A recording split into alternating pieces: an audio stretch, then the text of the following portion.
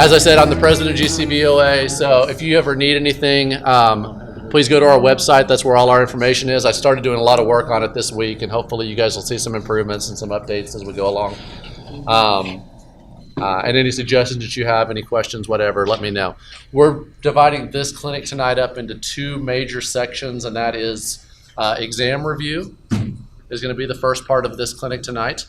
What I want to do with the exam is go through, hopefully all of you have had a chance to look over it this weekend, take it yourself, hopefully maybe even come up with some questions for me, which would be great.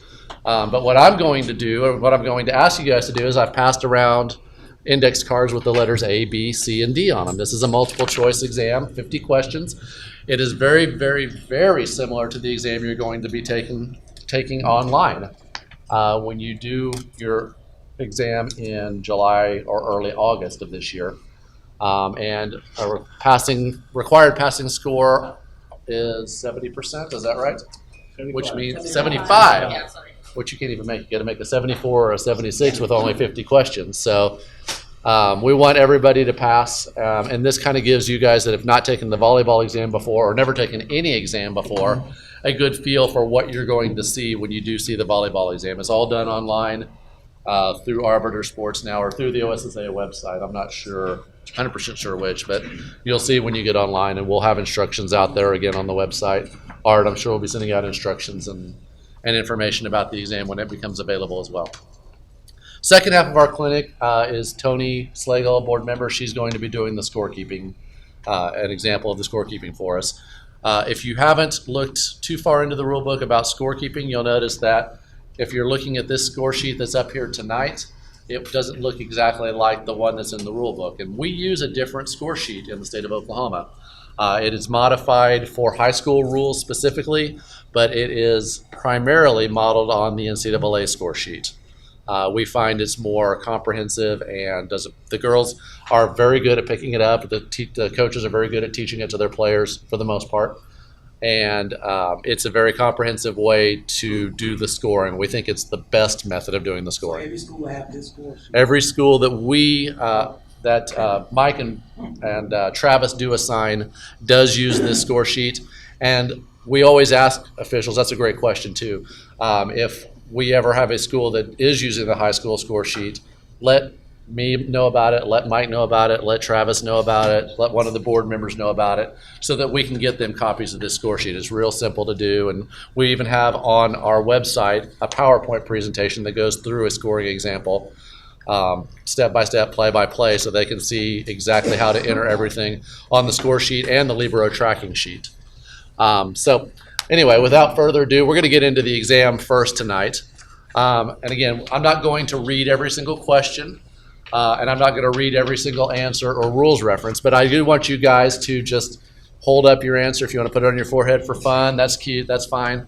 And that way I get an idea of what we need to cover and how much more in depth we need to go. And you don't have to be so embarrassed about saying, oh, it was A, or I call on you, what's your answer? And then you say C, and everybody's like, why did she say C? So everybody gets a chance to answer without having everybody else necessarily seeing what they're saying. And if we all get 100%, if everybody says C, I'm going to go, great, everybody understands that question, let's move on. That way we don't waste time on stuff that you guys have already kind of figured out and know the answer to. All right?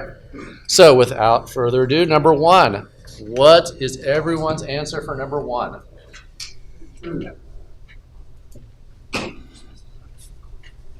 Okay, and by way, Nate hasn't done the exam, but he's going to just hold up what everybody else holds up. Very good.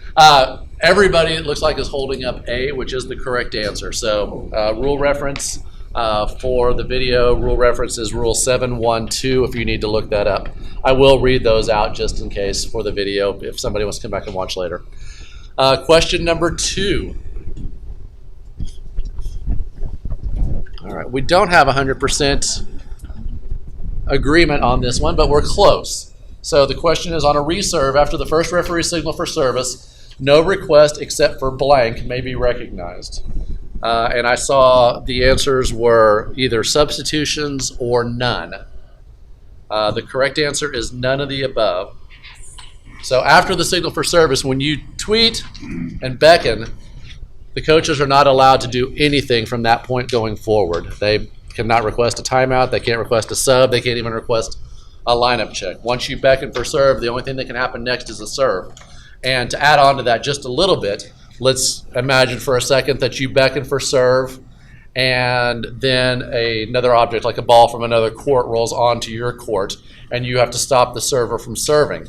Can we at any point do anything in terms of substitutions request, timeout request, anything like that before the next beckon for reserve? And the answer is actually no. All we can do at that point is reserve the ball. Take it one step further. We beckon for serve and the server serves the ball.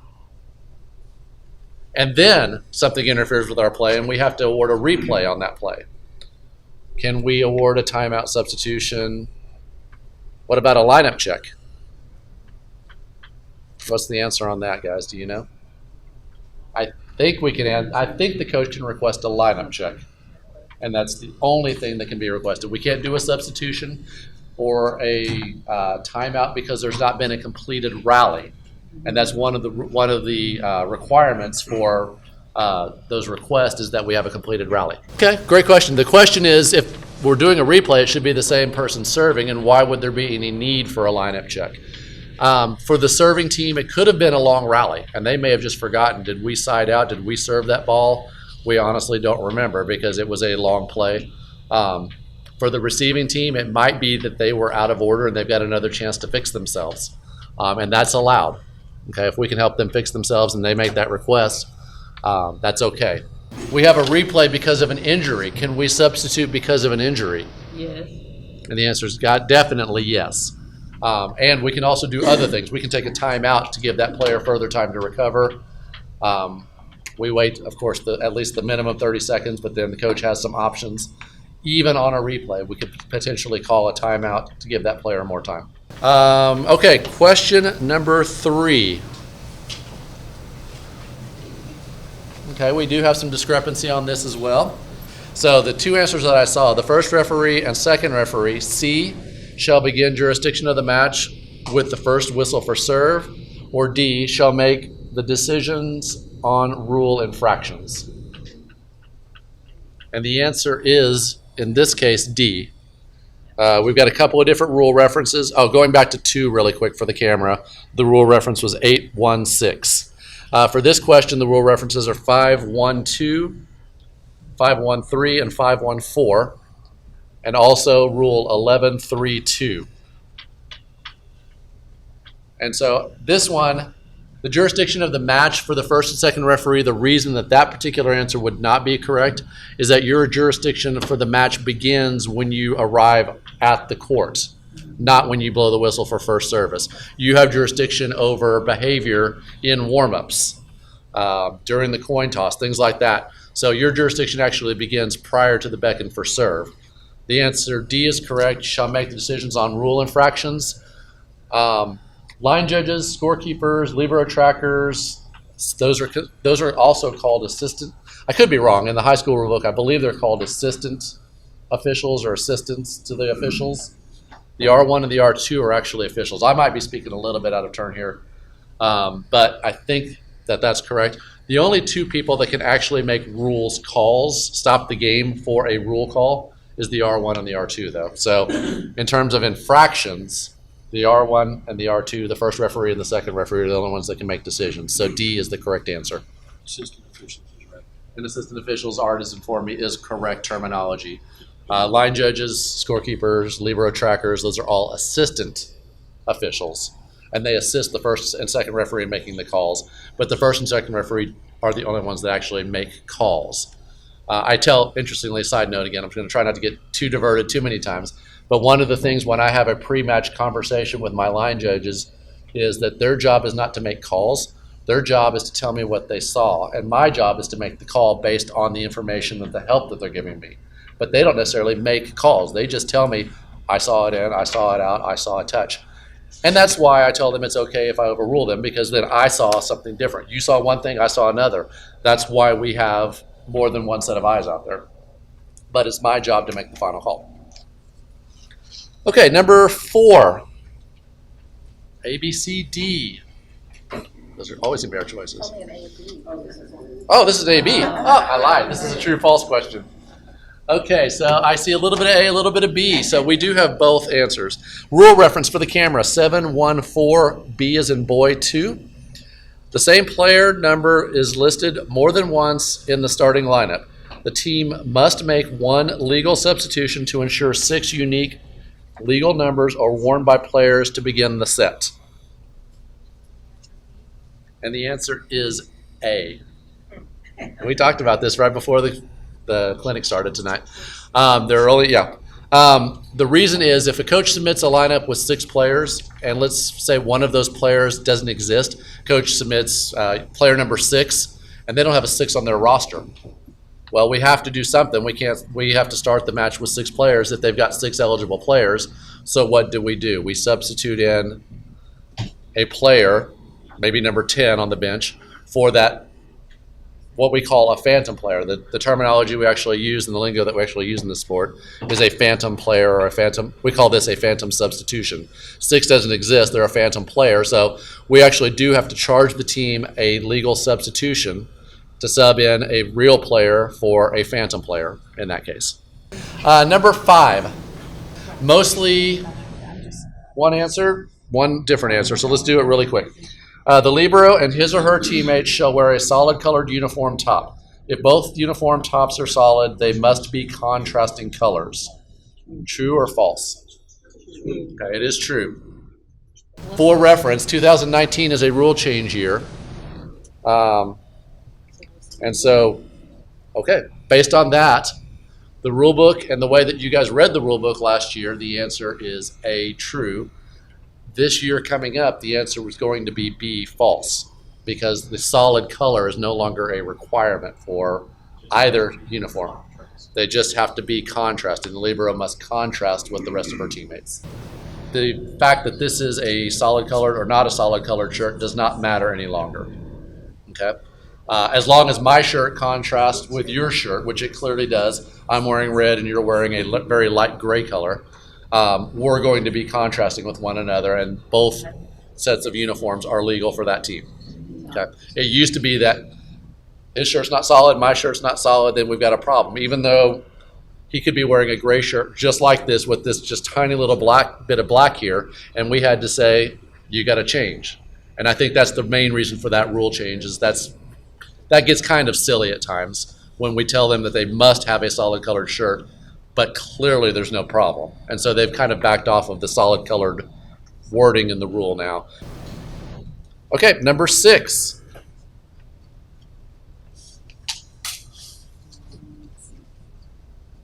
Okay, I see everybody that is holding up a card answering this B, which is the correct answer. The rule reference 643A. A is an apple. A is an apple. Number 7. Okay, I do see a little bit of discrepancy on this. I'll read the 2 answers that I saw. If using an intermission in a match that is best 3 out of 5 sets, it shall A, be no longer than 7 minutes, or B, be scheduled for only a promotional or special recognition activity. Correct answer is, I'm sorry, I see one more answer too, so I'm going to read it. Be agreed upon by the host team, visiting team, and officials before it can be used. So the correct answer on this question is B. It can be scheduled for only a promotional or special recognition activity. So let me explain why the other answers aren't correct. A is not correct. It says be no longer than 7 minutes. The maximum duration for an intermission is 5 minutes. Okay. Now there might be some confusion with the math, but basically what it says is if an intermission is used, it shall be no longer than 5 minutes in duration. So from the end of set 2 to the start of set 3, we start the clock at 0 and count it up to 5, or start the clock at 5 and count it down to 0. Okay, based on the type of clock that you're using, I guess. And that's it. If we don't have an intermission, it's possible you could have either. But if we don't have an intermission, it's 3 minutes. So count down from 3 to 0 or count it from 0 to 3. All right, that was number 7. So number 8.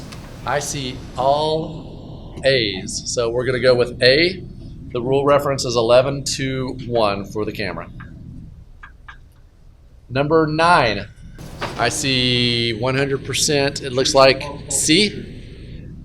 Okay, so the answer is C. The rule reference is 10-4-1. B is in Bravo. Number 10. A necessary delay is called when a libero enters the court outside the libero replacement zone. The rule reference 10-4-1. E is an elephant, and penalty 1 in that section, I guess. The correct answer is true. This is one that we use with a little bit of discretion. I hope these are dry erase, yeah? I'm going to draw a volleyball court real quick here. Can we see this on camera? Yeah. So the libero replacement zone, if your team bench is here, and this is the net, the liberos have to enter and exit the court between the attack line and the in line. If they continue to ignore that rule on the exchange, the correct sanction is a delay. Okay? So the answer to number 10 is true. The question is, do we give them a verbal? If we're going to sanction them, do we give them a card or do we give them a verbal? And the answer is, if we have gone to the sanction stage, it is always a card. It is a delay warning, which is the yellow card held against the back of the wrist, right? I would encourage all of you, the first time that you see an improper exchange by the libero and the player that they're going in or out for, that you give a verbal warning and say, remember, this is the libero replacement zone between the attack line and the in line. If it happens again, we have to give a delay sanction. And then follow through with that. Say, okay, this is the second time it's happened. We talked about this the last time. You guys didn't correct it. Now the correct sanction or the only thing I can do is give a delay sanction. Delay sanction is a yellow card against the wrist. So is that a warning or is that a point? Just a warning, right? If they do it a third time, a fourth time, a fifth time, we start getting into delay penalties. We don't want to go there. Hopefully they will learn their lesson. If they haven't learned it by then, they'll learn it real quick when they lose a point and the coach starts yelling at them. Same sense. What's that? Same sense. Correct. Okay. Art made a great point too. I want to add on to this as well. Any delay sanctions are for the set. Recall in the rules that individual sanctions are for the entire duration of the match. When we're talking about a delay sanction in a situation like this, it would be for the set. So if they did it 2 or 3 times in the first set, we go to the appropriate sanction. But starting set 2, starting set 3, we wipe the slate clean. I don't know that I would go to a verbal warning the first time in set 2, the first time in set 3, the first time in set 4. They've gotten their verbal warning. But I must go back to a yellow card delay for the first offense in set 2, the first offense in set 3, and so on. So the question is on a delay sanction, am I giving it to an individual or am I giving it to the team? Right. And we define delay sanctions as team delay sanctions, and we define individual sanctions as individual sanctions. So yes, there is a person or persons in this case causing the team delay, but the delay is for the entire team. So carry that through. Let's say we actually gave a sanction for this particular offense, and then later in the same set, the team came out of a timeout late, and that's the coach's fault. The first time it was the liberos doing the exchange. The second time it was the coach just talking for too long. Okay, that goes all under team sanctions and team delays. So there's not an individual that's responsible for a delay of game. It's the whole team that's responsible for a delay of game, even though in this case, you're right, it's only a couple of people doing it or one person doing it. It still falls under that category. So if they behave inappropriately, then we go individual sanction. And that's where, as you described, they wear that yellow card for the rest of the game. Number 10, if number 10 got an individual yellow card for unsporting conduct, and number 10 does something later in the match, she would receive an individual red card. Or the coach, if he does something early, he would get an individual red card later if he did something in the same match. A fault whistle by the second referee will be indicated by blowing the whistle, showing the nature of the fault, and then indicating the player committing the net fault, if necessary, by using hand signals to indicate player's number. After the first referee awards the point and serve to the opponent, the second referee will mimic the point signal number 18, true or false. Okay, the rule reference on that is 521B. B is in Bravo, and the answer is A, true. So this gets into the mechanics of how do we signal a net violation by the second referee. The second referee will be the first person in this case to call it. That doesn't mean the first referee can't call it, but I should allow my partner to do their job first. And so if I'm the second referee and the first referee is across from me, I'm going to whistle, make sure that I'm on the fault side that touched the net. I'm going to extend my arm straight ahead to indicate that there was a net fault by this team. I'm going to indicate the player number, and then I'm going to wait for my partner, the R1, to award the point. The R1 is the person who always awards points. As soon as my R1 awards the point, I follow with the awarding of the point signal. Okay, so again, just as a quicker review, tweet, net, player number, that's the R2's job. The R2 waits for the R1 to award the point and then mimics that signal. So how do you determine whether that was number 53 or number 8? How do I determine if that was number 53 or number 8? The answer is, very carefully, what I would do for a 53 as opposed to an 8 is go 53. Okay. With an 8, I would just go 8 all at once. Okay. For you basketball junkies, volleyball numbers have got to be infuriating. First of all, we use numbers higher than 5. And second of all, you can go all the way up to 99. And so how do we signal 99? Well, we just go 99. Okay, the question is, if you are working by yourself on a match, what is the proper signal sequence, right? Okay, so the proper signal sequence, assuming you're working by yourself, you're the R1. I'm going to blow the whistle. I'm going to award the point because I'm the R1. As an R1, I always do that first. So this particular question is in reference to the R2, but as the R1, I'm going to do what I do for any other violation, which is whistle, award the point, and then tell everybody why. Net on number 8. Okay. Very good question. Number 12. Okay, so number 12 says the scorer shall record in the comment section of the score sheet. I'll read the 2 answers that were given. The scorer shall record in the comment section all warnings, penalties, and disqualifications for unsporting conduct and violations, or all of the above are correct. The answer is D. There's no rule reference. D is in dog. All of the above are correct. So those of you who answered A, the reason that B is correct is all uniform equipment violations and administrative cards for unnecessary delay. And C, when a player is removed under concussion management. Keep in mind the comment section of the score sheet is not only the written comment section, but also individual sanctions throughout the match as well. So the boxes that we use as well. So that's why all of those answers are correct. The comment section is anything that has to do with outside the scope of scoring the match. Number 13, I am seeing 100% agreement on D. D is in dog.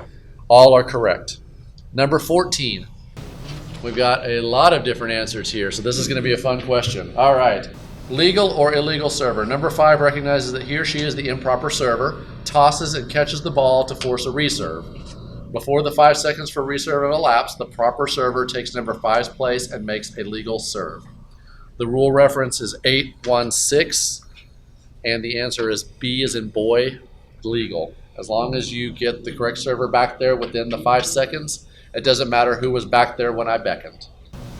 Yes? That rule changed, right?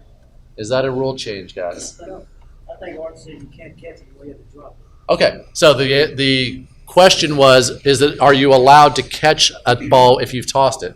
And even with a wrong server, more to the point, can the wrong server toss it, realize that they are the wrong server, and catch the ball or allowed to drop or do whatever, and then the correct server runs back there? And the answer is yes. There is a rule difference. There's a distinction between rule sets, but in high school, the rule is that you can toss and catch the ball, and that is okay. And we would allow a reserve within 5 seconds.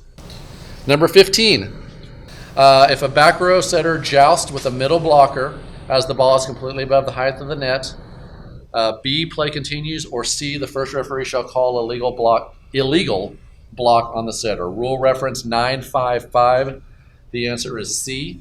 The reason it is C and not B is because the setter is a back row player. In a joust situation, they're both going to be above the plane of the ball is going to be entirely above the plane of the net when both players contact it. And that's why that contact is illegal by the setter. The middle blocker is a legal player, but I would give their team the point. I would call an illegal block on that setter because she was a back row player.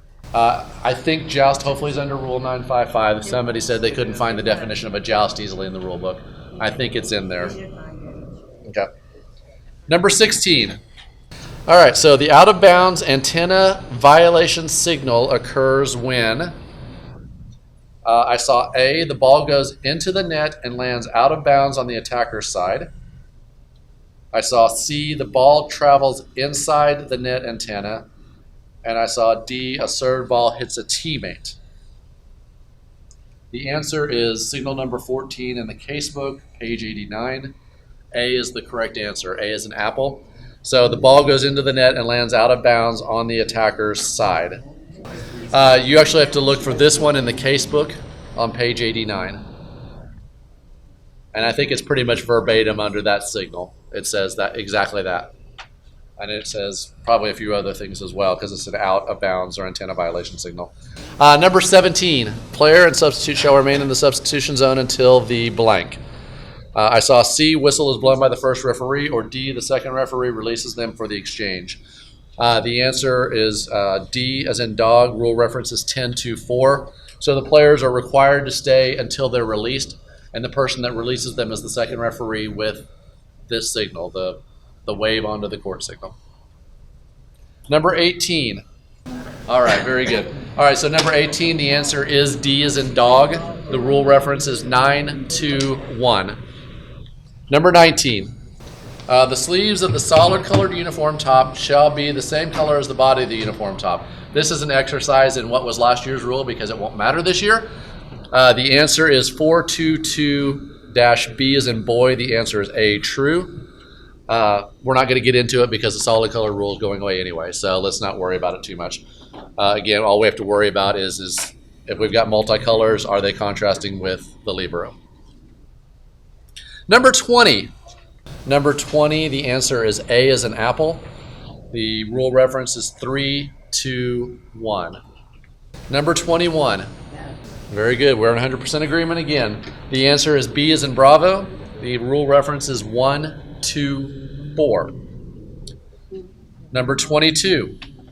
During the set, the libero tracker, what is their job during the set? A, notify the second referee if the libero does not remain out of the set for one rally between replacements, unless the libero is replacing the player in the right back position and will serve the next rally.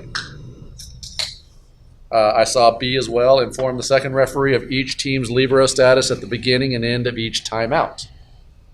And I saw D, everything is correct. So that means potentially C, notify the scorer to sound the audio device at the time the ball is contacted for the serve when there's an illegal replacement.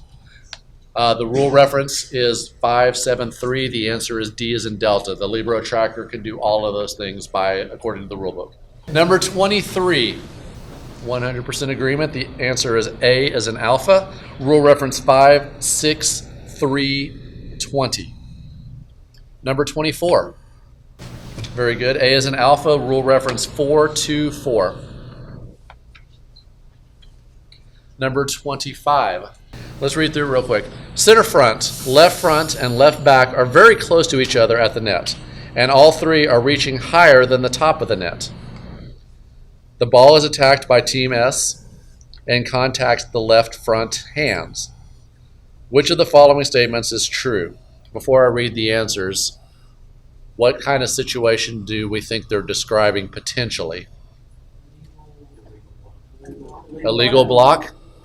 Also collective block. Yes, there's a definition of what a collective block is in the rule book. So we're thinking about those things as we're reading the answers. I don't think I saw, did anybody answer A? I don't think I saw A, but I saw the rest. B, center front and left back are also considered to have touched the ball since the ball contacted the left front's hands. C, a blocking fault results because left back has participated in a completed block or D, all statements are true. So the question is whether or not A is true. Center front, and left back meet the definition of a collective block. That is true. Okay. So if all players are near the net, reaching higher than the top of the net, then they are all considered part of the block. And if they're all considered blockers and it touches any one of the three, they're considered a collective block. And because one of them was a back row player, that team would be in violation of the rule on collective block and illegal block. So the answer is D, as in Delta. The rule reference is 951. C as in Charlie, 3.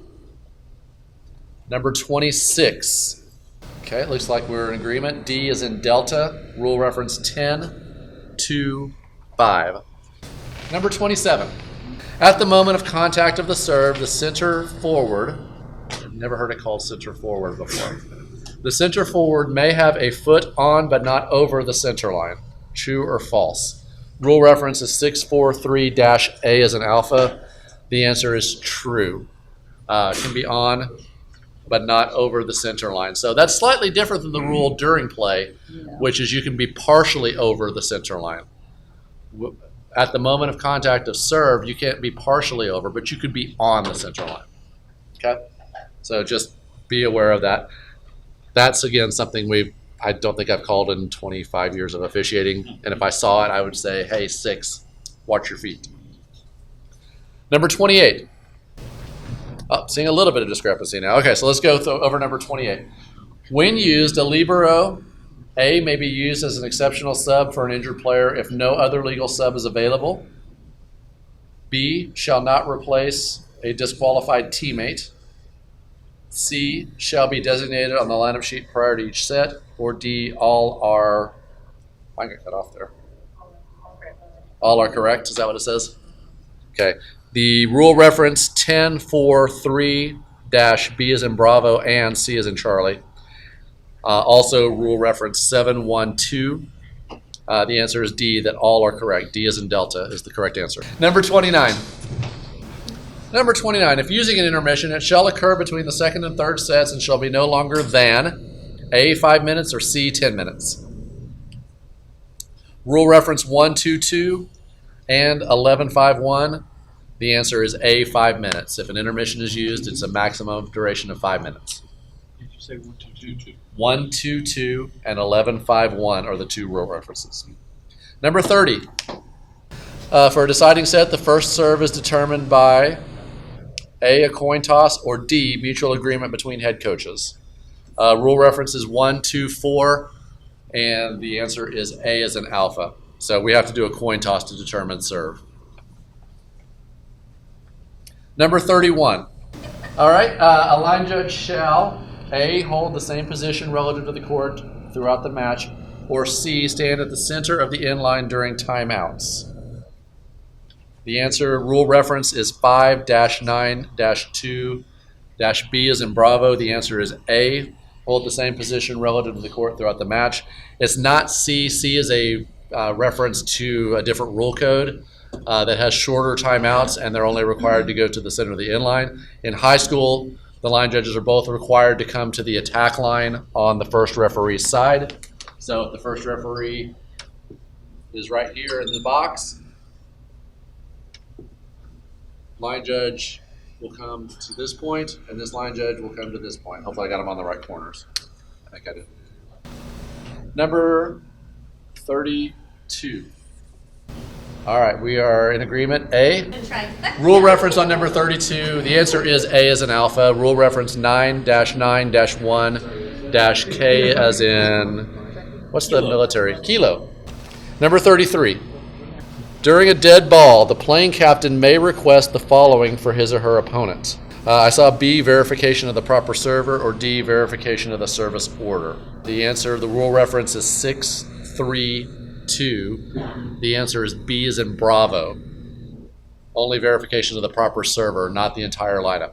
The reason it's not the entire lineup, there's actually a strategic advantage gained if you tell an opponent the other team's lineup, because then they can figure out who the front row players are, who the back row players are, whether the setter can attack the ball, whether she can't attack the ball.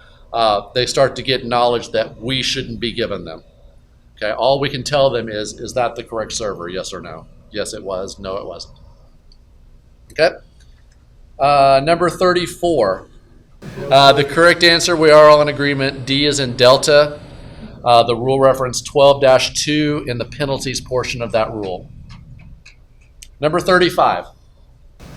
Now, when the second referee provides assistance to the first referee on plays that may be out of the view of the first referee, such assistance is provided with A, official's signal for the specific violation. I don't think anybody used B. C, visual hand signal and a whistle. Or D, visual informal hand signal without using a whistle. Reference is 553A. Correct answer is D, visual informal hand signal without using a whistle.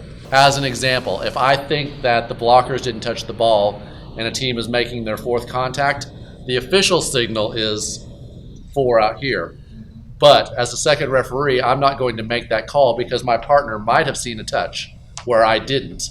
And so I'm just going to tell my partner discreetly and without a whistle that I think there was 4 contacts. Your call, sir, or your call, ma'am. Okay, so that's why it's discreet and it's without a whistle, not official. We don't want to do it out here. Okay, number 36.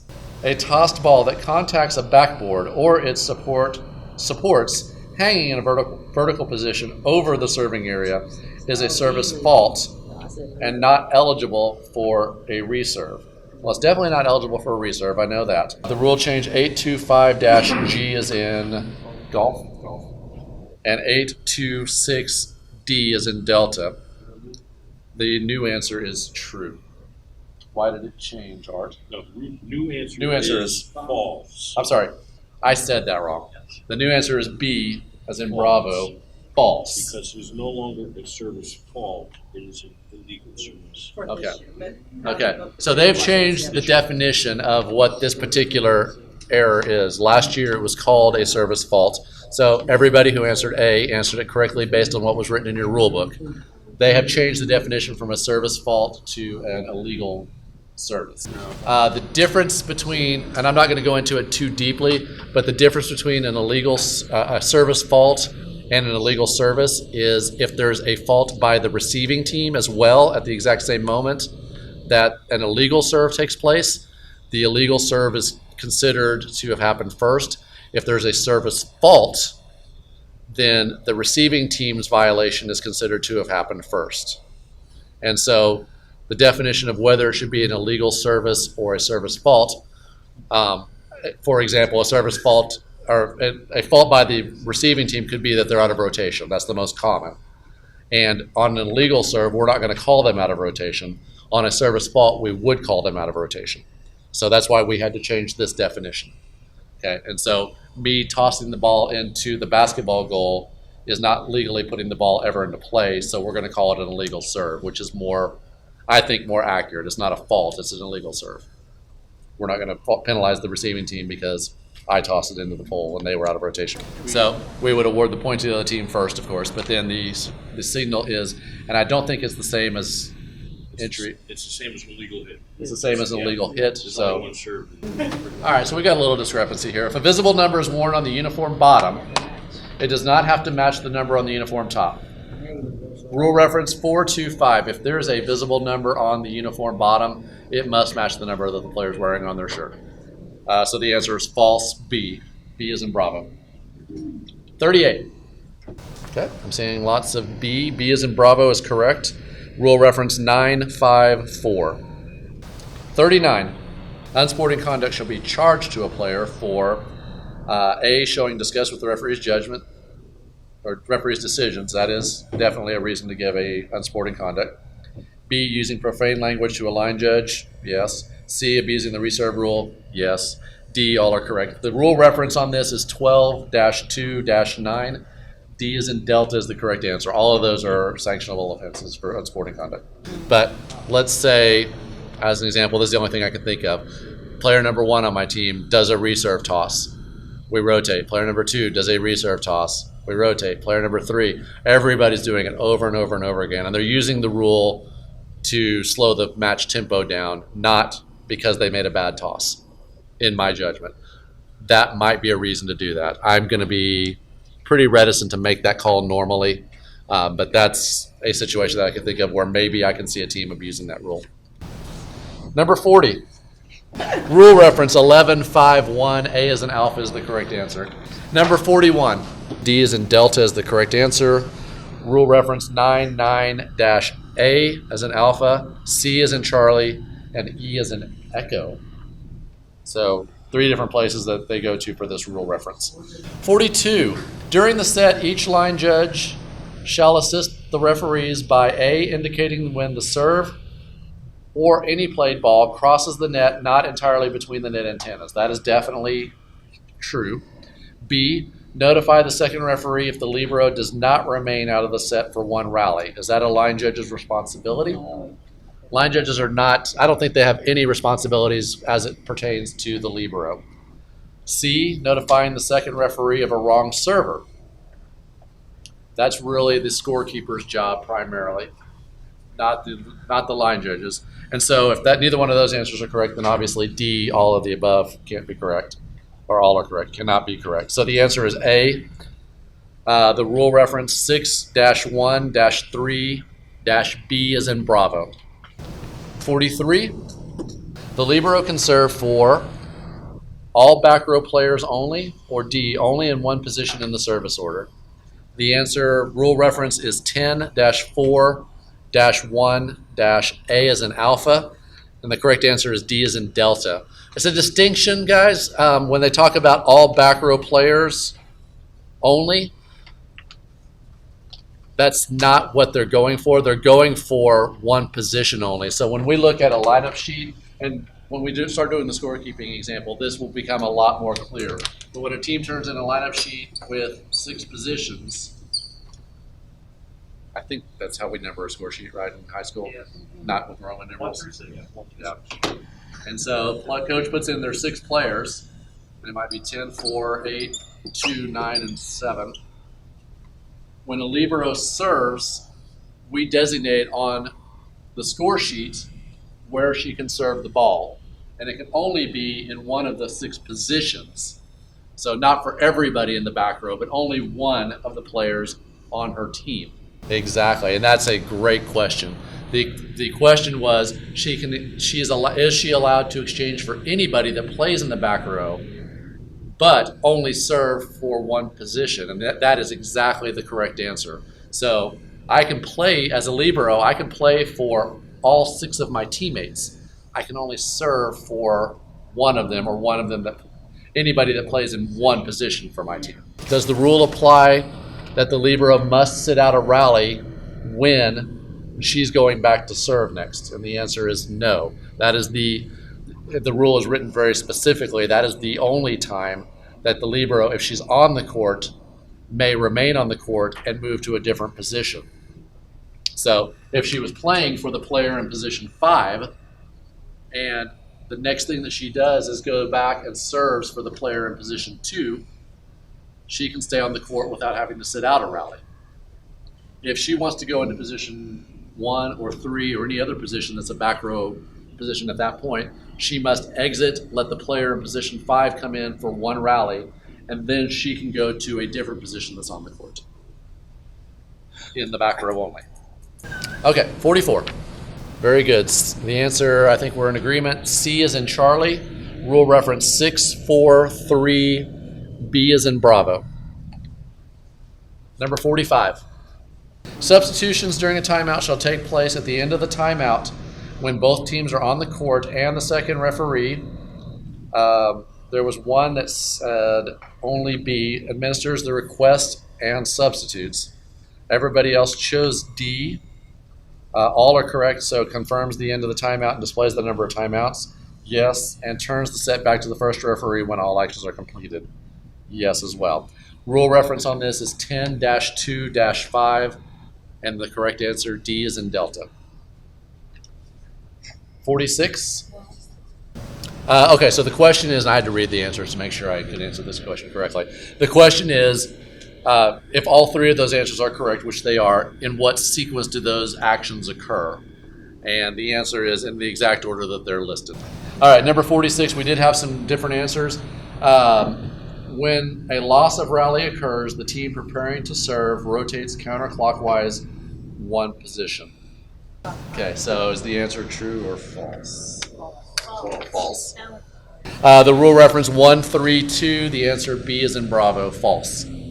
47. All right, I like it. All A's. Everybody gets an A. Rule reference 10-2-5. 48. The responsibility to control the crowd belongs to the head coach, the host school security, the on-site school administrator, or all of the above. Rule reference 12-3, if you'll read it, it does say host on-site school administrator specifically. If that person is not there, guys, in all practical application of this, it's going to filter down and probably become the head coach's responsibility. But by rule, by the book, the way that we answer this question is the most correct answer is C. Okay, number 49. A is in alpha is the correct answer, A. Rule reference 12-2-6. All right, one question to go. Let's get it, guys. You ready? Number 50. Correct answer is C. C is in Charlie. Rule reference 4-1-3. /1/5. All right, guys, at this time I've got 7:15 on my watch. We're going to take, how long, 5 minutes? On the GCVOA website, there is a sample score sheet that does walk you through those scenarios. But I feel like for the first time to get our feet wet, I don't think we need to conquer the world. Okay, we're going to kind of go through a few maybe common situations, but not everything by any means. So one thing that I do recommend is practicing as just going, if you go to a tournament or if you're assigned to work a JV match or something like that, go there for the freshman match and keep score with the other girl to kind of make sure that you're getting used to it, because 9 times out of 10, everything is going to be great during your match and you're not going to have a score issue. But that one time that you have a score issue and you're trying to fix it, then you really need to know what you're doing and what you're looking at. Okay, so just off the cuff, some random information. Okay, so we're just going to kind of walk through a match here. On the score sheet at the very top, we're going to put our information for what the match is. Okay, so in this particular case, and we're going to start with our black pin or our blue pin. Prefer black, but you could do blue if you have that. All right. So the tournament is called the Oklahoma Invitational Tournament. So at the top, preferably in all caps, but it doesn't have to be, write Oklahoma Invitational for the tournament.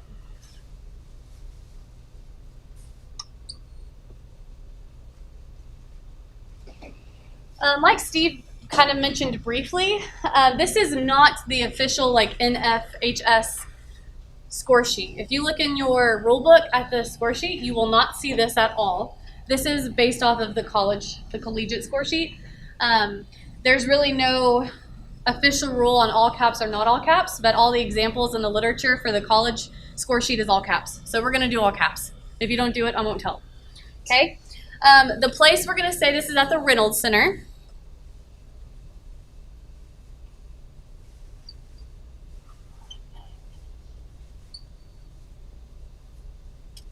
This will be a varsity match, so we're going to put on the division varsity.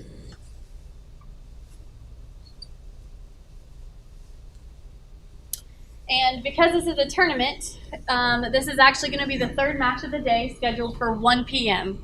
So the match will be 3 in our made-up scenario. The match time that it's scheduled here at the top on the right side is going to be 1 p.m. You just circle the PM. Let me check really quick. The date I think that I made up for this is Friday, September 6th, 2019. So over on the right side,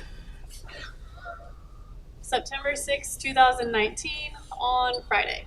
So this is all of this stuff that we're filling out right now should be filled out before we even really get to the coin toss. Okay? This is all stuff that we know ahead of time. The other information that we know will be the first referee and the second referee. In our example, Michelle Goodall will be the first referee. The second referee is going to be Stephanie Thomas. The scorekeeper is your name. So in this case, it's me. In your case, write your name down. Don't sign it though. Not yet. Okay, we're not going to sign it because we don't sign it until the very end after we verify the score sheet that everything is correct, or as correct as we know. The last thing that we can do before the coin toss is to circle the set. In this example, this is set 1. So we're just going to circle set 1 at the bottom. So there's a little bit more information. Let's see. Tulsa will be on your left. So we're going to have Tulsa on the left. This is going to be Oklahoma City on your right. They've done the coin toss. They've picked their sides. The home team likes where they're at. This little circle is going to denote if we give sanctions or comments or anything like that, as opposed to having to write out the team name every time. We're just going to go ahead and say that Tulsa is going to be Team A. That's a lot shorter. And we're going to say that Oklahoma City is Team B. And they are Team A and Team B for the rest of the match. Okay, so even in set 2, when Tulsa and Oklahoma City switch, Tulsa will be Team A over here, and Oklahoma City will be Team B on the left. Okay, so where they are, in respective to where the scorekeeper is sitting, the left side is Team A, the right side is Team B for the first set, and then from that point forward, they stay Team A or Team B even if they switch sides. Any questions on that? Okay, so we do the coin toss, and Oklahoma City has first serve. So up here, we have S's. We're going to circle the S for the Oklahoma City side to denote that they are serving first.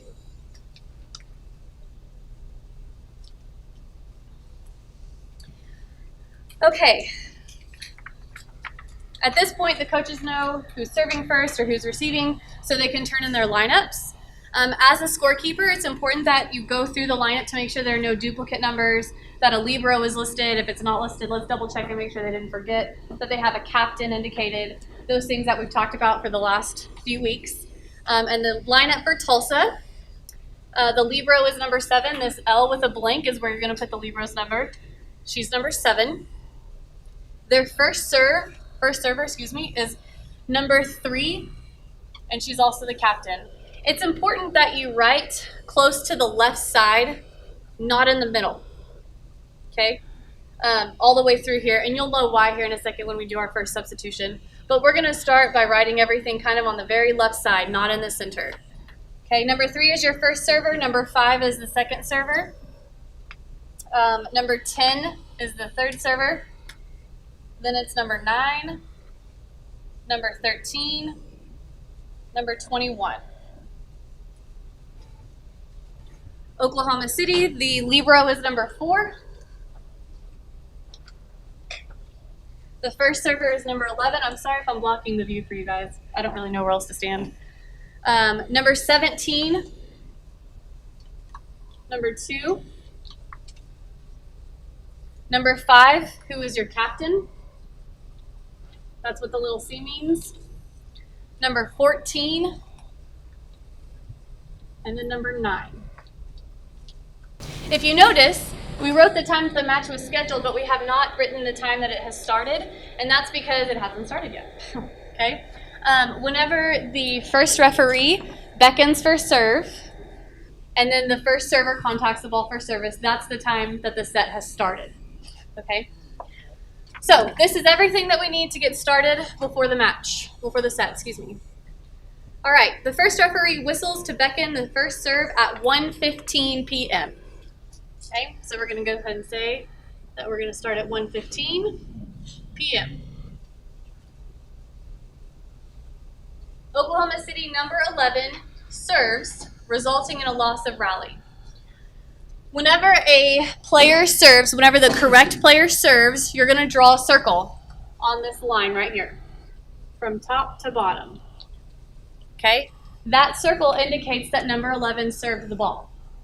What we write inside the circle depends on what happens after that serve, if who gets the point, etc., so on. Okay. If you ever get confused when you're keeping score, just want to point out, here's a little key for you. It's like a cheat sheet. You can say that serves, that's a circle. Let's say they got the point, you write the point in that they scored. R is for rotate, meaning that the other team got the point. We'll walk through all this in a bit. P is play over, etc., so on and so forth, okay? But that's kind of a nice little cheat sheet if you do forget what to do. Okay, so number 11 serves. but Oklahoma City lost the rally, which means that Tulsa won the point, okay? We're going to put an R in that circle for rotate, meaning that Tulsa got the point. We're going to come over here, and we're going to slash the first point for Tulsa. It's a slash because they didn't serve to earn that point. That was a side out point. And that point that we just slashed, number 1, that was their first point. We're going to write that on their next serving line. So the score is 1-0. Tulsa's number 3 is getting ready to serve. Okay? Okay. Tulsa number 3 serves for a point. So when someone serves, what do you draw? Perfect. So we're going to draw a circle. But they got the point. Tulsa got the point this time, right? Because they served, we're going to circle number 2. And we're going to write that point inside the circle. So Tulsa got this point, and they served, which is why it's a circle. The first point, they didn't serve. They didn't serve that point, so that's why it's a slash. So far, so good? Okay. Am I going too fast for anybody? Perfect. Okay. The next serve by Tulsa number 3 results in the loss of a rally. Okay? So did number 3 serve the ball? Yes. We're going to make a circle. And because they lost the rally, what letter do we write inside that circle? R for, what does that mean? Rotate. Perfect. So we're going to put an R inside the circle. Since Oklahoma City did not serve, what will we do to their first point? Slash. Excellent. Yes, we're going to slash that first point, and we're going to write it on the next server on their line, which would be number 17. So we're going to write number 1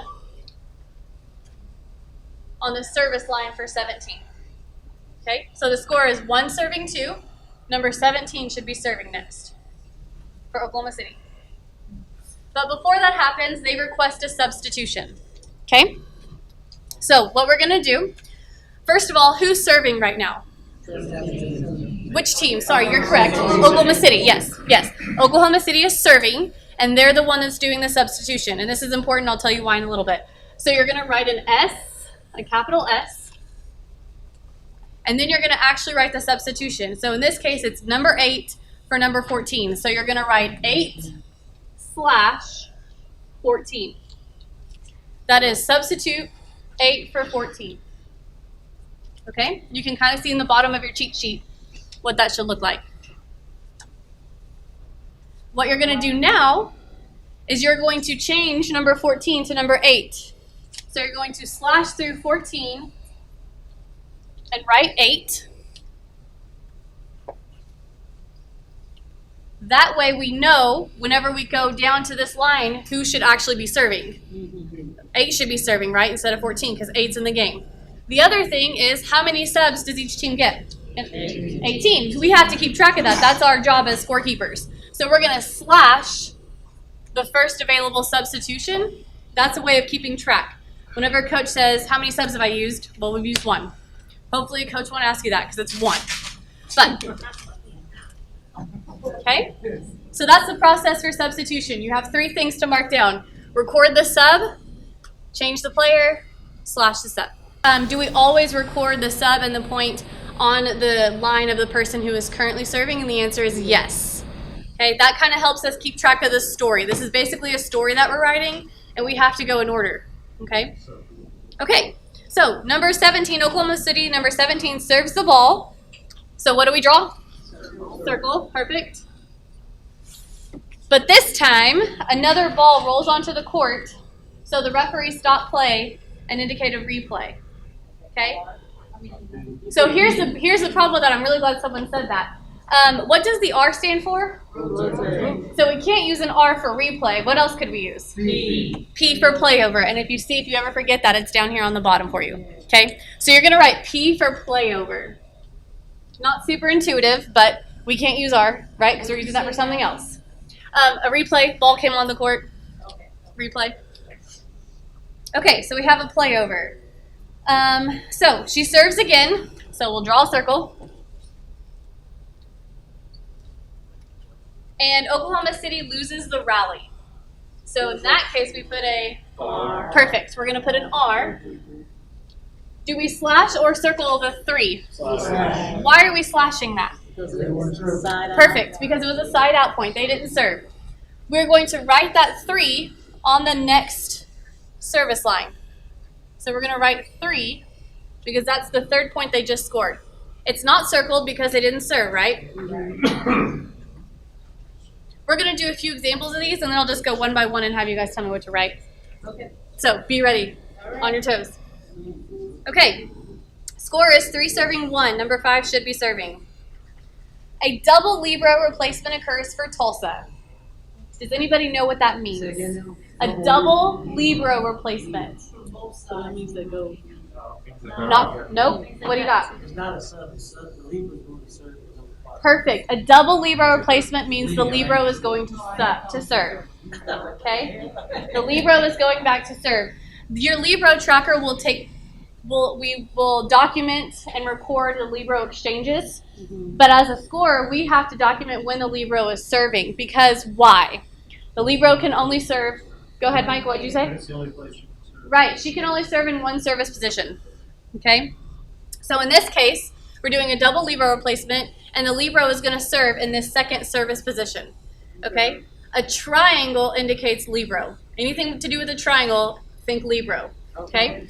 So we're going to triangle the 2, the service position, not the 5, because the 5 could be subbed. But regardless of who's playing in this particular spot, this is the only place the libero can now serve. That's why we're going to triangle the 2 as opposed to the player number. Okay, so the libero is serving. Whenever the libero serves, we're going to draw a triangle. The libero serves an ace. So that was their 4th point. So inside the triangle, we're going to write 4. And before you do anything over here, as opposed to a circle, what do you think we're going to draw around the 4? A triangle. There you go. Because the libero served and scored that point. So libero means triangle. Triangle means libero. Okay. Tulsa's libero number 7 serves again. So we have another triangle.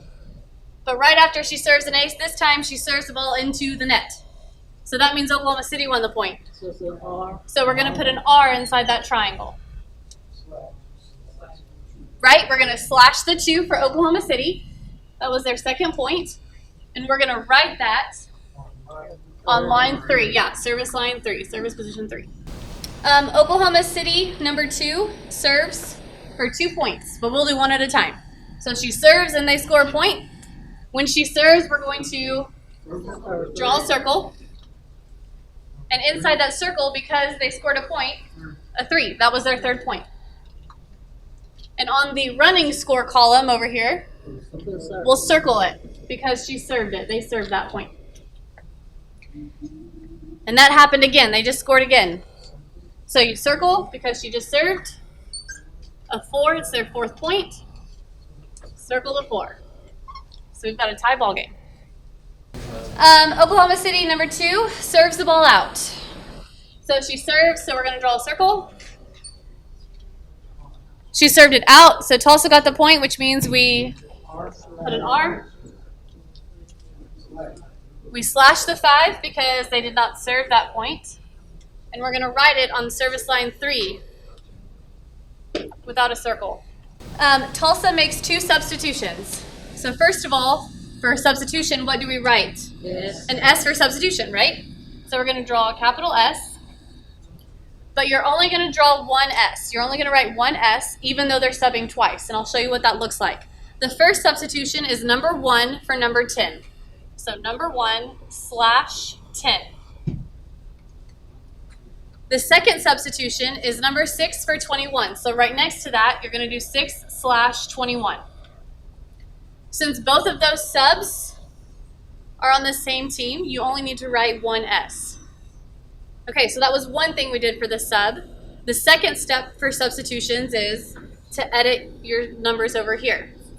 So number 10 is not in the game anymore. Who's in for number 10? So we're going to cross through 10 and write 1 right next to it. 21 is not in the game anymore. Now it's 6. number 6. So we're going to cross through 21 and write a 6. And then the last thing that we have to keep track of is, The substitutions. right, at the the, bottom. the count. So we're going to slash through number 1 and number 2 on the substitutions. This is why it's important to write your numbers on the left-hand side so you can have space for your substitutions as you're going. At the same time, Oklahoma City makes a substitution. All right? So you're going to draw a capital S. Don't get ahead of me on this one, though. Yes, exactly. So here's the deal. Who's serving right now? Tulsa. Tulsa is serving. Tulsa made this sub. Okay? So Mike Tucker, brings up a really good point. You said Oklahoma City. So how are we going to differentiate these substitutions about who subbed? Well, this, what you're going to do is you're going to actually write a small X right next to the S. That means the receiving team is the one that's making the substitution. Okay? So a capital S without the X means it's the serving team. So Tulsa serving, Tulsa subbing. Oklahoma City is serving, Oklahoma City is subbing. This one means Tulsa serving, Oklahoma City is subbing.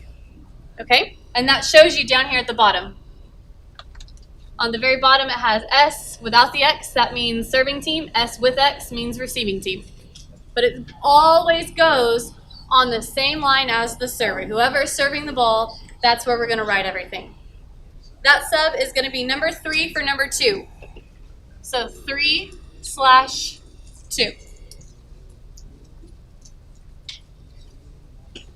Okay? So the next step then, come over here to Oklahoma City side, cross out the 2, and write 3. Number 3 is in the game for her. And at the bottom, that was their second sub for the set, so we're going to cross that off. Tulsa's number 1 serves the ball for a point. So number 1 is the correct server. We checked that. We're good to go. So we're going to draw a circle. They score a point, so inside the circle we're going to write 6 because it's their 6th point. In the running score column we're going to circle 6. We're going to start going a little bit faster. Okay, because the game really doesn't go this slow, so we kind of have to go a little bit faster. Okay. Okay. Tulsa's number 1 serves the ball again, but this time Oklahoma City gets the point. So we're going to draw a circle because she served. An R for rotate. We're going to slash number 5 for Oklahoma City, and we're going to write that on the 4th service position. That is their 5th point. All right, so the next scenario that we're going to talk about now, Oklahoma City's number 14 runs up to the substitution zone, and the second referee whistles for the substitution. The head coach, however, she wasn't supposed to go at that time. I was going to say that. Okay, she wasn't supposed to sub yet, so she doesn't. She's up there and she's like, "Oh crap, that's not me."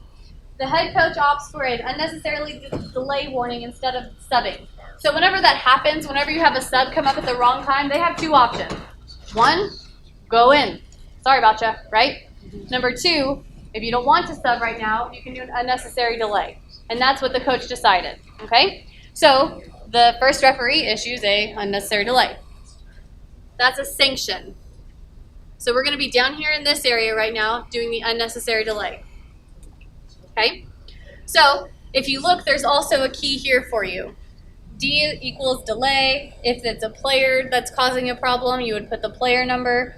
C is for coach, etc., so on and so forth. You can read that. In this case, this is a delay, and it's a warning, right? This is their first offense. So you're going to put a D in the warning, the yellow card box, basically.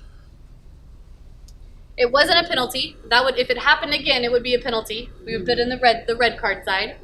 It wasn't a wrong server. This A-B, remember how I told you we have Team A and Team B, and this is how we designate Tulsa and Oklahoma City? Okay, well, this is Oklahoma City. What team are they? Are they A or B? B. Very good. You look right up here, Team B. So you're going to write a B right there. And then you're going to document the score. The score is always going to be the offending team's score first. How many points does Oklahoma City have right now? 5. How many points does Tulsa have? 6. So the score is 5-6. Oklahoma City score first. Not for a warning, not for an unnecessary delay warning. This is basically a formal slap on the wrist. Honestly, there's literally no consequences for this whatsoever. It's a formal slap on the wrist that says if you do it again, then I have to do something else. Okay, Oklahoma City's number 5 serves for a point. So I'm going to call on someone to help me with this. Let's see. Tucker, can you tell me what to do if Oklahoma City number 5 scores a point? Circle, Okay, circle, 6, perfect. source card, we're gonna circle 6. Very good. She serves and scores again. So, Mike, can you walk me through that? You're gonna put a circle out with the 6, put a 7 in, circle the 7, so it's 4. Very good. Scott, she serves and she scores another point. What do we do? Circle 8, circle 8, Uh-huh. circle 8 in the middle. Perfect. Thank you. Someone over here. Glenetta, she serves one more point. She gets it. What do we do? Circle, Uh-huh. put a 9 in there, Okay. and then circle the score as 9. Good job. Yay! That was fun teamwork. Makes the dream work. Okay. At this point, Tulsa's head coach is like, well, this is awful. Let's go ahead and call a timeout, right?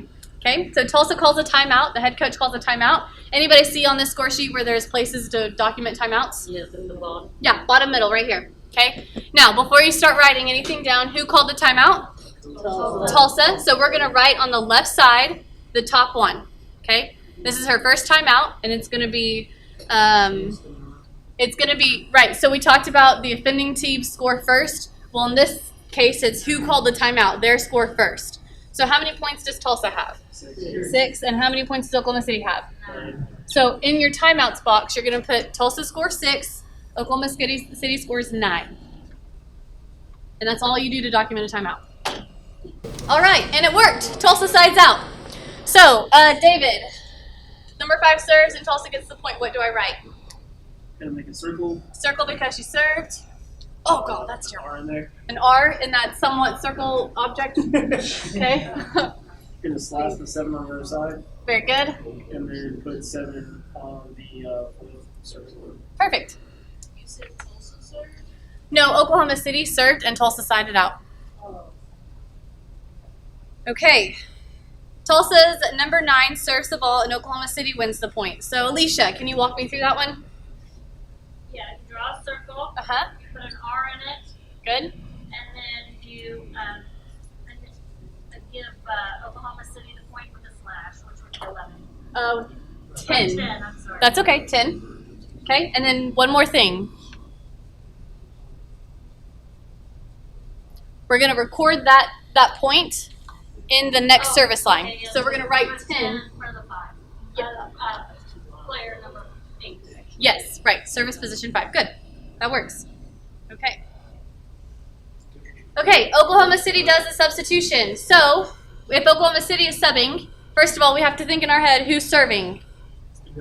Oklahoma City. So will this be with or without an X? Without, because it's the serving team. It's on their side.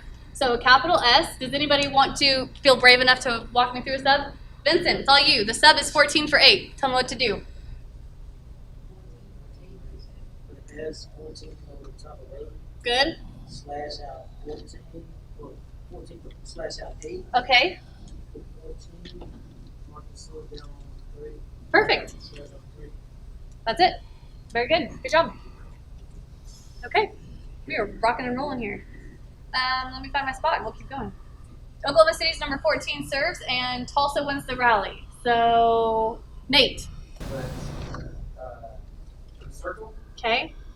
and then R, Uh-huh. and then slash out 8 Good. on Tulsa, and then recorded 8 on the other side. Good job. Okay. The first referee beckons for service. You notice that number 9 is serving again. But who's it supposed to be? 13. Number 13. It's very important that when you're keeping score, you keep this information to yourself for a little bit. Okay? After the incorrect server serves the ball, you're going to inform the second referee of the wrong server. Okay? It kind of sucks because you're kind of just sitting there like, oh, don't do it, don't do it. Oh, dang, you did it. Sorry about you, you know?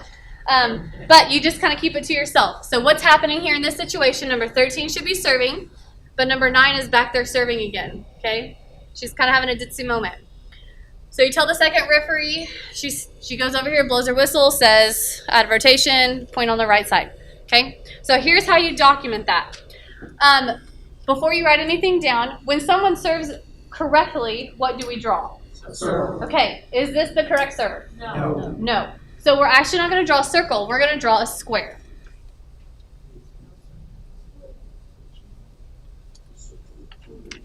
We're going to draw a square. Inside the point, from here on out, it's pretty much the same thing. We'll document it down here in just a little bit. But from here on out, it's basically the same. The other team got the point, right? So we're going to put an R in the square. We're going to slash the point over here. It's still a side out. And then we're going to write 11 down on the 6th service line. A slight change when we were talking about penalty points. If there is a red card or a delay penalty, if there's a penalty or a point awarded because of a penalty, you would also square that. But because this is not a penalty, it's just a wrong server and a side out, you're not squaring that. You're just slashing it. Okay. But if you notice down on the right side, left side, just kidding, you have a column for wrong server. So we need to document that. Okay. So what happened was number 9 served instead of 13. So you'll write 9/13. In the A-B column, you will write which letter? A. Very good, because Tulsa was the one that had the incorrect server, and Tulsa is team A. And then you write the score at the time of the infraction. At the time of the infraction, how many points did Tulsa have? 8. And how many points did Oklahoma City have at the time? 10. Very good. Remember, offending team score first. So it's 8-10. Okay? Okay, a double Libero replacement occurs for Oklahoma City, which means what's getting ready to happen? She's serving. Yes, the Libero is going to serve. What should we think about as far as what shape? Triangle. Very good. Triangle. Okay. So over these 6, we're going to put a triangle, meaning that is the only place that a Libero, that Oklahoma City's Libero can serve for this set. It can change for the next set, right? She can serve in a different position. Okay. So she serves, which means we're going to draw which shape? A triangle. And they get the point. So inside the triangle, we're going to go ahead and record the score of 12. And triangle the 12. Very good. Okay. She scores another point. So Sandy, do you want to walk me through this one? Another triangle Okay. with the number 13 in it, Okay. and then put a triangle on the 13 on the list running score. Perfect. Good job. Thank you. Okay. All right. Oklahoma City's Libero number 4 steps on the service line while serving, resulting in a foot fault. So that means Tulsa gets the point.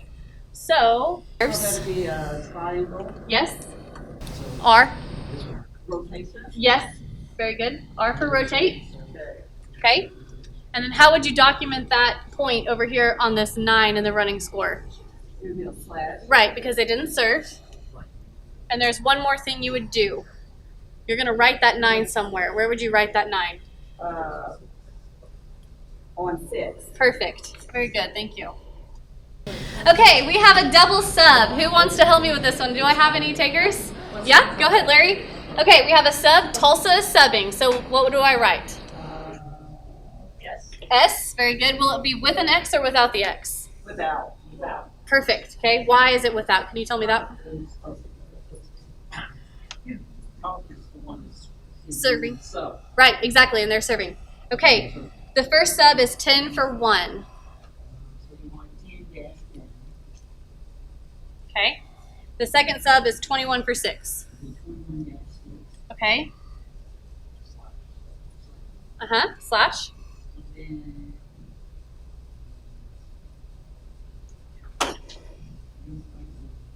you mark out 1 on the screen, Very good. Cross out 1 because she's not in the game. and you put in 2. Very good. And then you mark out 6, Uh-huh. and you put in 1. Good job. One more thing. Oh, and then you on the sub you mark out 3 and 4. Good job. Good job. Woohoo! That was a good one. Okay, did everybody follow those steps? What questions do you have at this point? Sir. So far, so good? We're at the bottom. Our job's almost done, right? No, it's 9-13. Okay, Tulsa's number 21 serves and scores a point. Roger, will you help me with that, please? Circle for serve. put number 10 in the middle, and then circle number 10 on the score. Nailed it. Thank you. Marche, number 21 serves again and scores a point. Can you walk me through that? Circle, serving line 6, put 11 in the middle, circle 11 on the routing side. Yes. I heard you. Yes, you're right. Okay. The 6, not the number 6. That works. Good job. D, number 21 serves and scores another point. Can you tell me what to do? Make a circle, Okay. and 12, Huh? and put some 12 in the zone. Perfect. Okay. You guys are getting the hang of this, I think. That would be cool if I could figure out where my place is. Oh, found it. Okay. Oklahoma City's captain calls a timeout. There are 2 people that can call a timeout on each team. One is the head coach. The second one is the captain. In high school volleyball, the captain will probably never ever call a timeout, but it's in here just so you know that. Okay. Okay. So Oklahoma City's captain calls a timeout, and who wants to walk me through the timeout? Tucker, you had your hand up first. Marche, I'll get you next. And I'm gonna hold on to the timeout box. Uh-huh. I'm gonna rate you on 13. So which, What is the top right? very good. So on the right side, because Oklahoma City is calling this timeout, right? Right.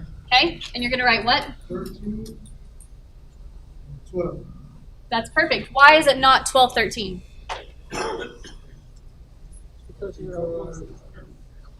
I'm sitting for a timeout. Right, and it's their score first. Yes. Good. Okay. Woo! Look at us go. We're on the last page. Okay. Let's see. Tulsa. The timeout didn't work though, because actually number 21 served and they got another point. So that's kind of a bummer, right? Josephine, will you help me through this one? Number 21 serves and scores a point. So you make a circle and then put 13 in the middle, Uh-huh. and then on the score sheet you circle 13. Perfect. Okay, awesome. Oklahoma City finally sides out. So I think have I asked everybody? Al, would you like to walk me through this one? I can walk through one. Okay, so 21 serves, but Oklahoma City gets the point. 21 serves, Mhm. put a circle, Okay, an R, good. and get a red pin out.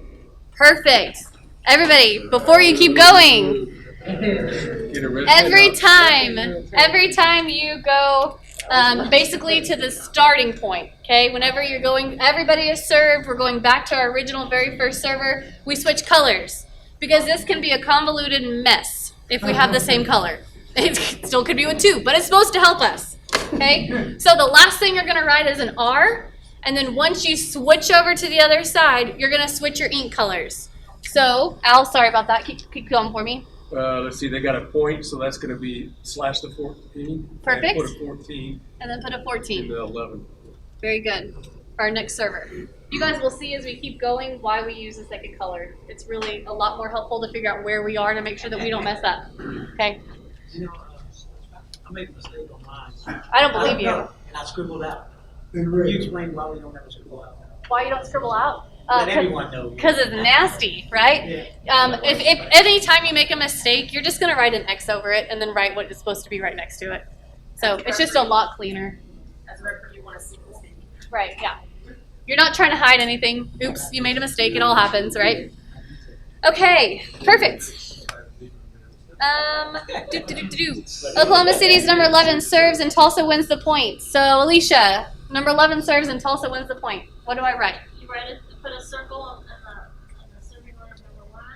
Number 11? Or, yeah, number 1 service, number 1. Thank you. Yes. Now, okay. Tulsa won the point. Yes. Okay, Mm-hmm. you put an R in the circle, Okay. and you put a slash on 14. Uh-huh. And then you go to 14, or you go to number 1 at the top of Tulsa, Mm-hmm. and you put 14 there. Good. So in position 1, you're going to write 14. Awesome. Okay, the Oklahoma City head coach begins to loudly voice her frustration towards the first referee regarding her ball handling judgment. So what should they do?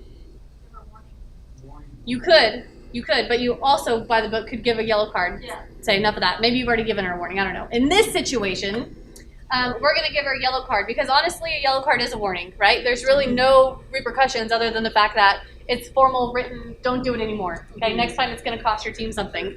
So that's a sanction. So now we're going to down to the sanction box, okay?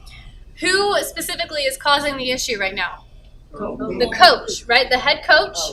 The coach. So we're going to say C for coach. That's going to go in the yellow card column. Still with red?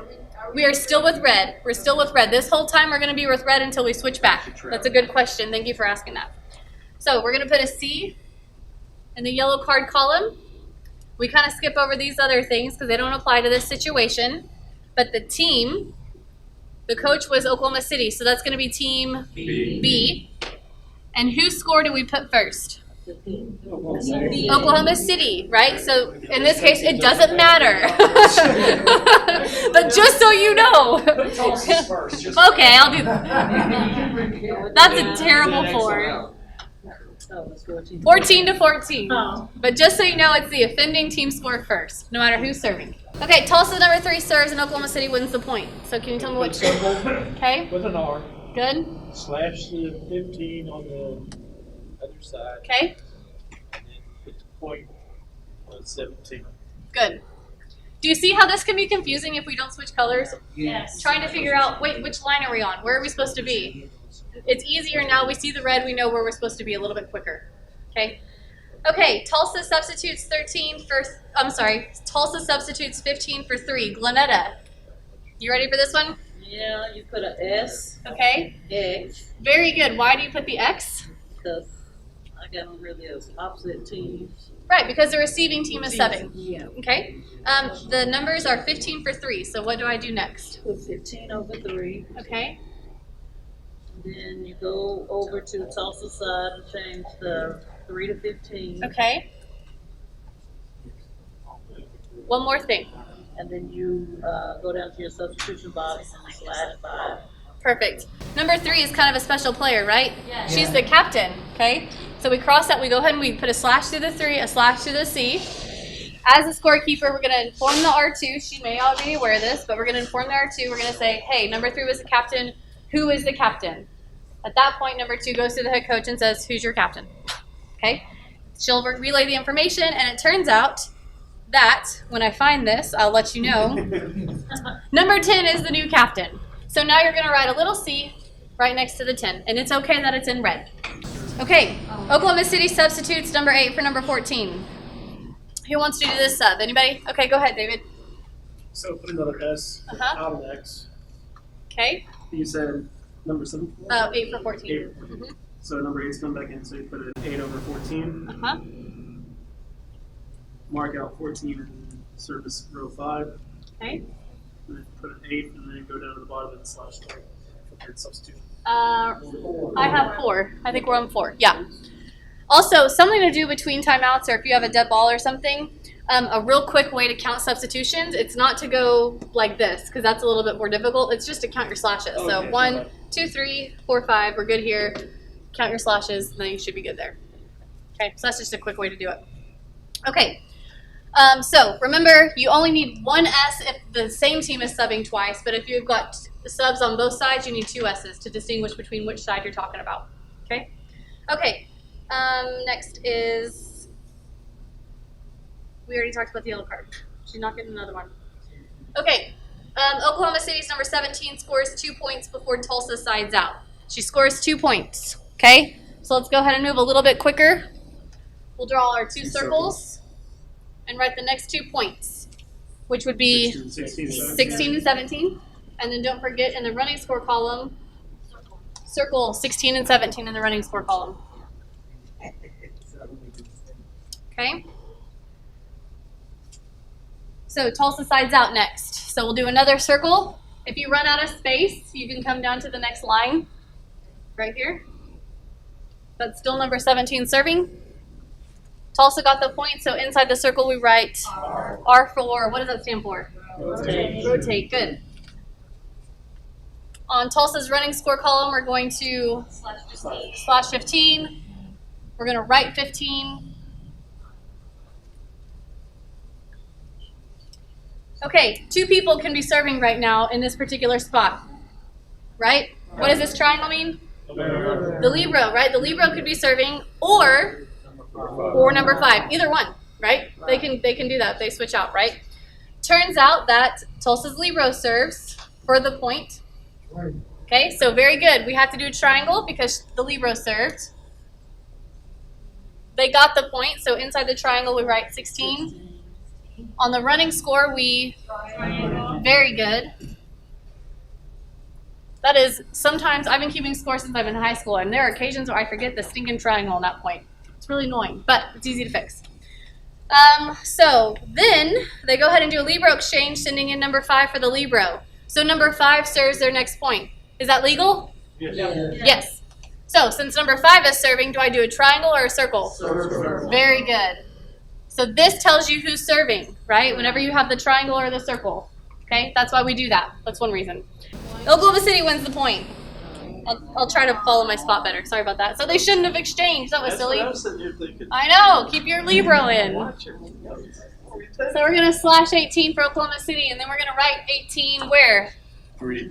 Yep, position 3.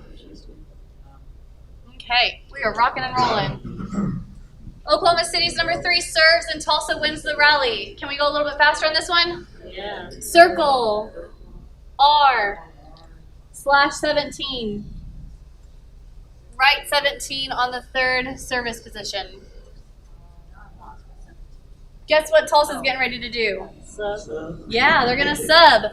They're serving and they're subbing. So with or without an X? Without. So we'll have an S. I don't have enough room. I'm moving down to the second line. The sub is 1 for 10.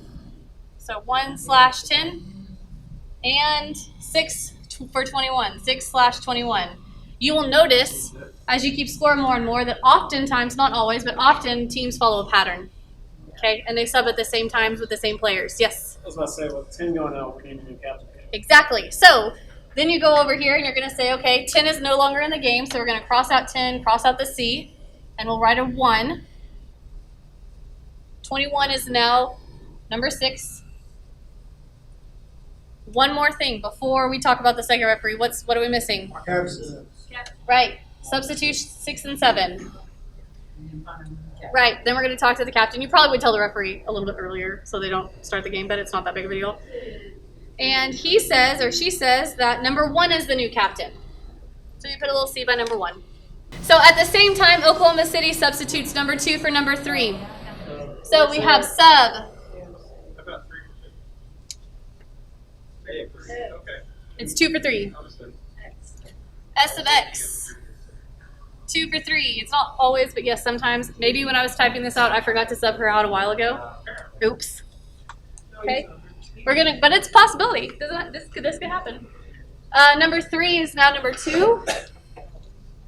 And the last thing, cross out 5 on the substitutions. Just a random question. When do we need to warn the coach about substitutions? 15. Yeah, 15. 15. So they have a long ways to go, and that's annoying that it's 15 since your hand hurts. Okay, number 1 serves it into the net.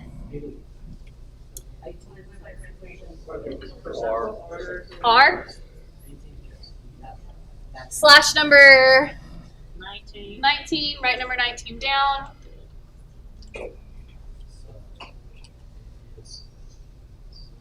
Okay, we're going to kind of cruise through the rest of this. Oklahoma City, number 5 serves, and Oklahoma City wins the point. So circle. Inside the circle, we write 20 because Oklahoma City won the point. And circle 20.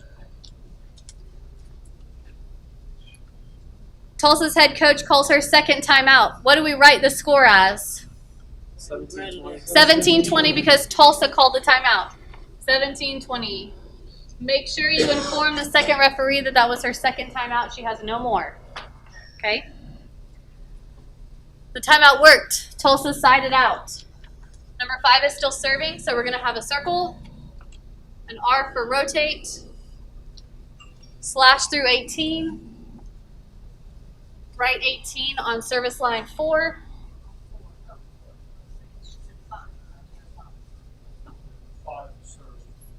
Tulsa's number 9 serves and scores. Circle 19. Circle 19. Well, that's clear, right? She scores again. So she serves. We have a circle. She scores the 20th point. We circle the 20th point. She serves, and Oklahoma City gets the point. Circle. Circle.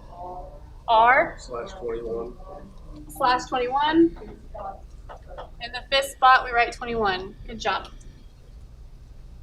Oklahoma City subs 14 for 8.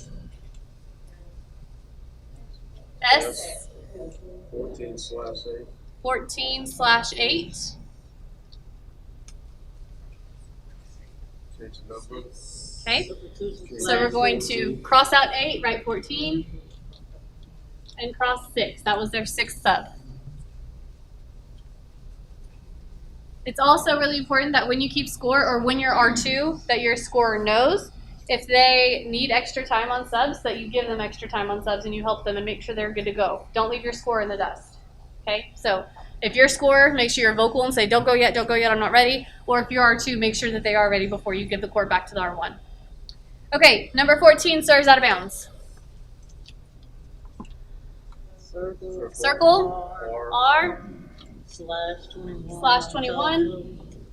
Point on the line.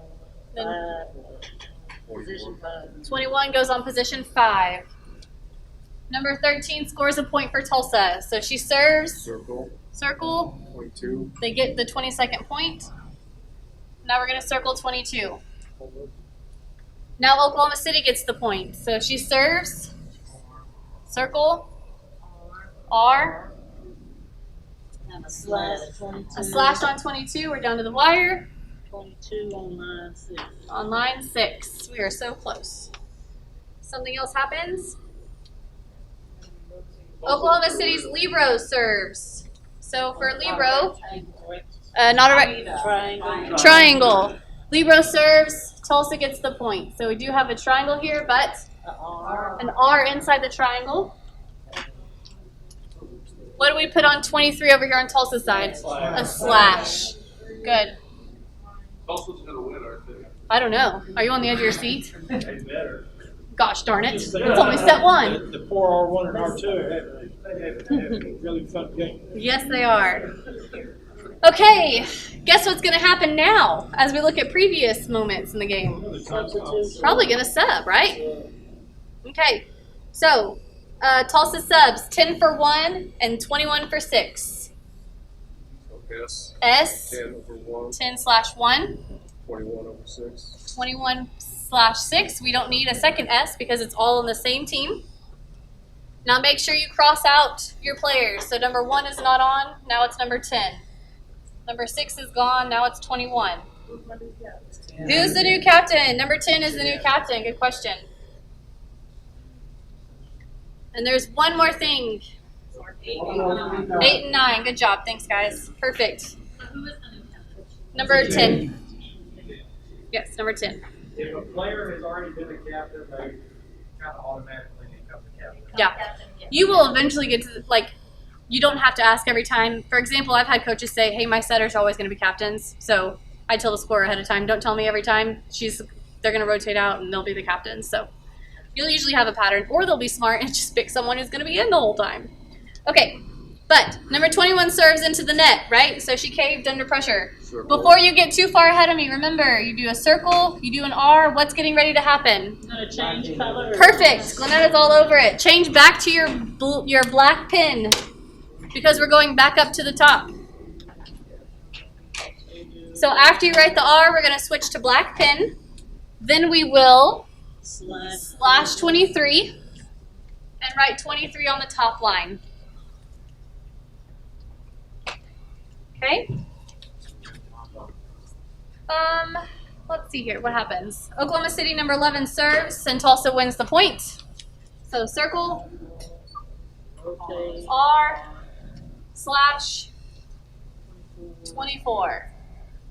What do you guys notice? What's happening right now? Game point. So you need to tell the referee this. Okay. The second referee will look at the visual scoreboard and hopefully be in communication with you. But the visual scoreboard is not official. It could be so totally jacked up. Okay. You're official. What you have is what's right, basically. So at that point, you need to tell the second referee, set point on your left. Okay. And the second referee, if they're paying attention, will communicate that with you also. Okay. And luckily, Tulsa's number 15 serves an ace for the 25th point. Woohoo! Circle 25. Circle 25 down below. Couple things that we need to do to finish this. We record the points. We record the end time, which was 1:43 p.m. So way up here at the top. The time set finished is 1:43 p.m. It was a really long one. Real long. At the very bottom, we need to record the winning and the losing team and their respective points. So the winning team was Tulsa with 25 points. The losing team was Oklahoma City with 23 points. And the score has to sign it. Yeah, you want to make sure that you check and make sure for accuracy. At this point, what that means is basically counting, okay, I've got 1, 2, 3, 4, 5, 6, 7, 8, 9 subs. 9 subs. We're good there. Over here, I've got 1, 2, 3, 4, 5, 6 subs. I've got 6 subs marked. Check the score. We've got 25, 25, 25, 23, 23, 23. That's what that means by checking for accuracy. Then, after all of that, you sign. The R2 needs to check for accuracy and initial. So what the R2 would do, the R1 can if she wants to, but the R2 would come through, check basically the same accuracy that I just described, and then down here just say, oh, that's my initials. All right, there you go. Initial and be done. Like I said, this sample does not include everything. We didn't talk about exceptional subs. We didn't talk about a delay penalty or a red card or a medical timeout. We didn't talk about a lot of those things because those things really are very rare and they don't happen as often. Red cards are super easy because they're right down there. But this is your first time doing the score sheet. I didn't want to bombard you. There is a sample document that looks just like this on the website that has those things on it if you want to look. What you don't want to do is you don't want to look at the NFHS score sheet in the rulebook because that is a different score sheet than what we use. This is modeled after the collegiate score sheet. Yeah, comment section here is for disqualification, equipment issues, medical timeouts, anything that's just unusual. We have a sanctions box, so that question that you guys were talking about earlier on the test, the sanctions are recorded in the sanctions box, not in the comments box. One thing that I found is easy for me, and I actually picked it up, I think, from Megan before. I noticed a few of you doing it. Whenever I'm keeping score, my finger goes right here if I'm on this line. Okay? Whenever I switch, my finger goes here, and I write. Then whenever I switch, I come back and put my finger on the line that I'm on. Okay? That way I know where I'm at. Okay? It makes it easier. You're not sitting here going, where am I supposed to be? Oh yeah, I'm supposed to draw my triangle here. You know, it just tells me what line I'm supposed to be on. It just makes it easier. Okay. And I noticed a few of you were doing that, but some weren't. So just think about that if it'll help you. All right.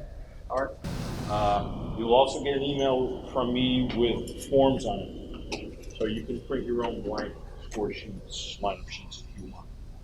Some officials like to carry a few blanks with them just in case they run into some place where they don't have the stuff. It happens on occasion. Especially start of the season. Yeah, that's also a good reason to have a written black pen in your bag, just in case you need to loan a pen out. Okay, doesn't happen very often, but you know what things don't happen usually happen, right? You'll also get an email from me with the dates and locations for the advanced clinics, which will happen in July. Okay, so you should hear from me soon on that also. And just reply to me if you plan on coming, so we have an idea how many people